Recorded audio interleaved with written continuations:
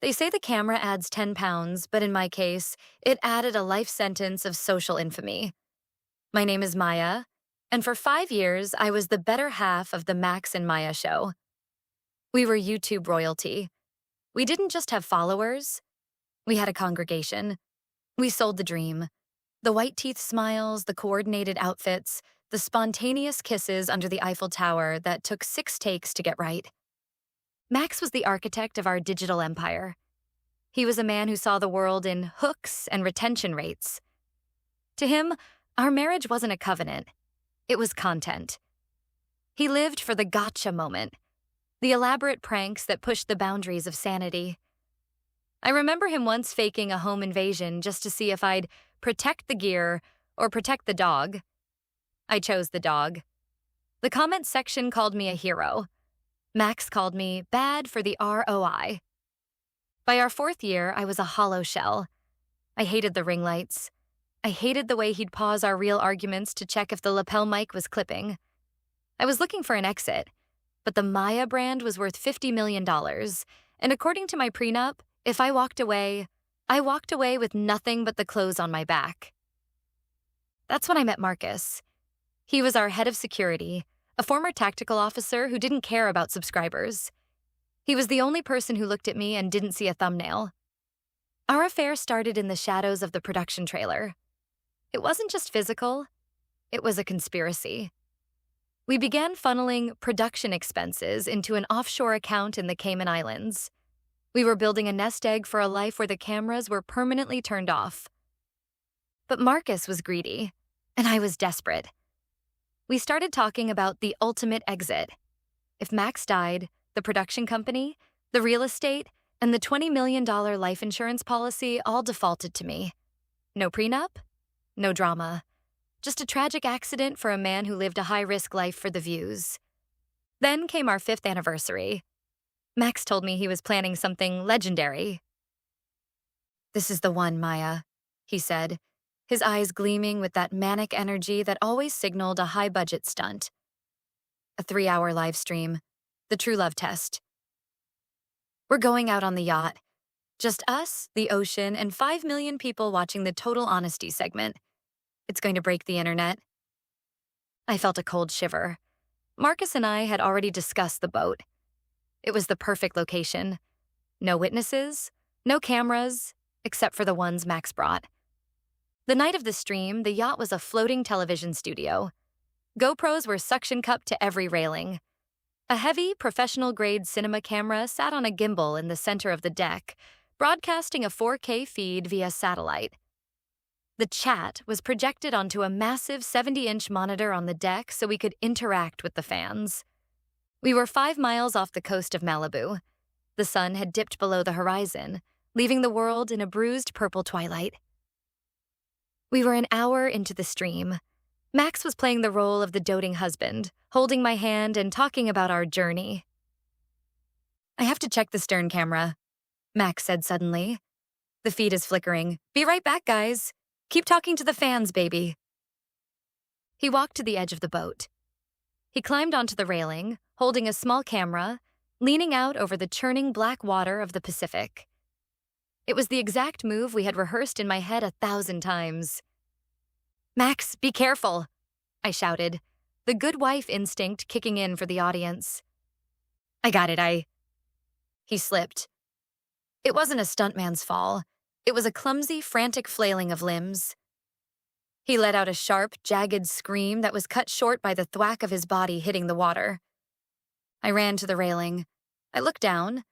I saw his head surface once, twice. He was struggling. He wasn't wearing a life vest. The chat on the monitor was exploding. "Call the Coast Guard." "Is this real?"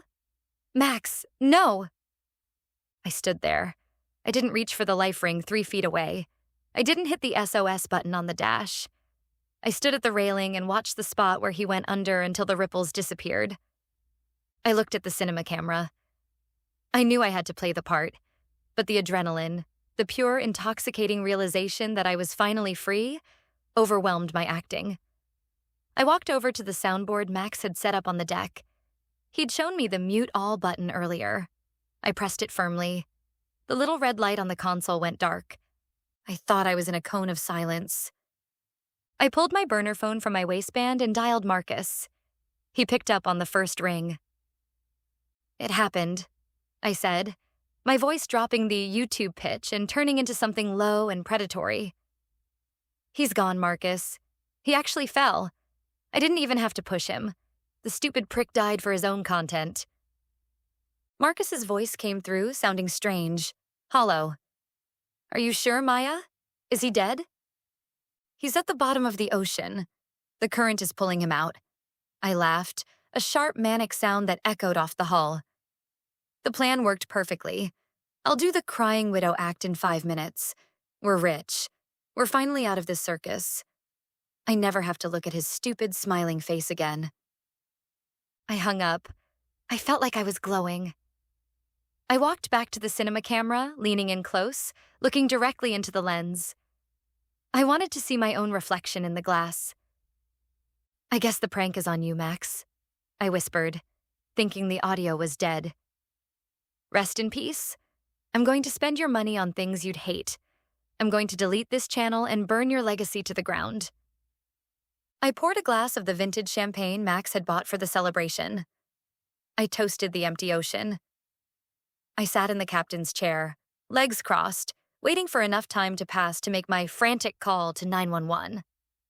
Then the yacht's PA system hummed. It wasn't the sound of the wind. It was the sound of a notification ping.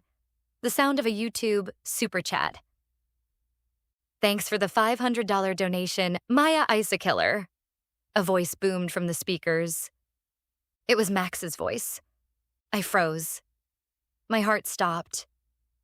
I looked at the 70-inch monitor. The chat wasn't moving anymore. It was frozen on a single image. A second camera feed. It was a shot from inside the water. Max was there, wearing a black, low-profile diving mask and an oxygen rebreather. He was clinging to a hidden platform on the side of the hull, just inches below the waterline. He was holding a waterproof tablet, and he was smiling. "Check your settings, Maya." The PA system crackled. Max's voice was coming from a microphone hidden in my own champagne glass. The mute button on the console? That was just a MIDI controller. It didn't mute the stream. It just changed the camera angle to the Death Watch view. I looked at the stream on the monitor. It showed a picture-in-picture view. One half was me, sitting with my champagne, laughing about his death. The other half was Max, alive and well. "And Marcus?" Max continued, as a jet ski roared out of the darkness, lights flashing. "Marcus has been working for me since the day you started skimming the offshore account.